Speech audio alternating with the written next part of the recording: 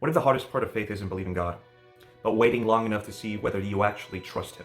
Day 5 of reading the Bible chronologically was Genesis chapters 15 to 17. God has promised Abram that he will become the father of an enormous nation. Abram still doesn't have a child, so God takes him outside and says, "Look now toward heaven and count the stars, so shall your descendants be." And Abram believes him. But then Abram asks God, "How should I know?" And surprisingly, God doesn't rebuke him for asking.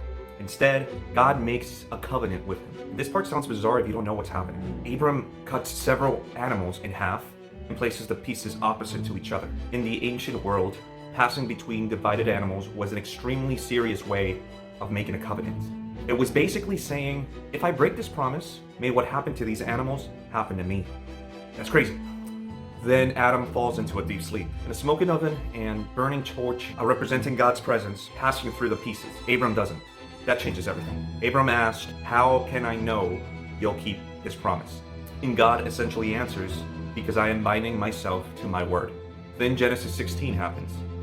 Years pass, still no child. Sarai is barren, so she gives her Egyptian servant Hagar to Abram to produce that heir they've been waiting for. That kind of arrangement existed in their culture, but God never told them to do it. And just because it exists, it doesn't mean that it's right. And Hagar is their servant. The text never tells us that she freely chose any of this. So Abram and Sarai take God's promise and use another woman's body to manufacture the result themselves. They didn't necessarily stop believing in God. They stopped trusting in His timing. And everything falls apart. Hagar becomes pregnant. Sarai's jealousy grows. Sarai treats her harshly. Hagar runs into the wilderness. Then something beautiful happens. God goes looking for Hagar, the servant, the foreigner, the woman that everybody else had turned into part of their plan. And Hagar calls God El Roi, which means you are the God who sees. Think about that. Sarai saw a solution. Abram saw an heir. Later, Sarai saw a problem, but God saw a person. And He sees Ishmael as well. But God doesn't say, because this child came from a situation I've never commanded, this life has no value. He gives Ishmael a future.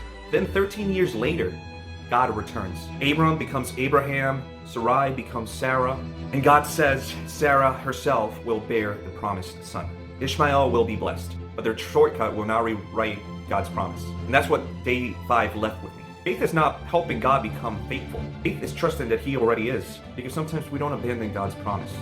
Sometimes we become so tired of waiting that we try to fulfill it for Him.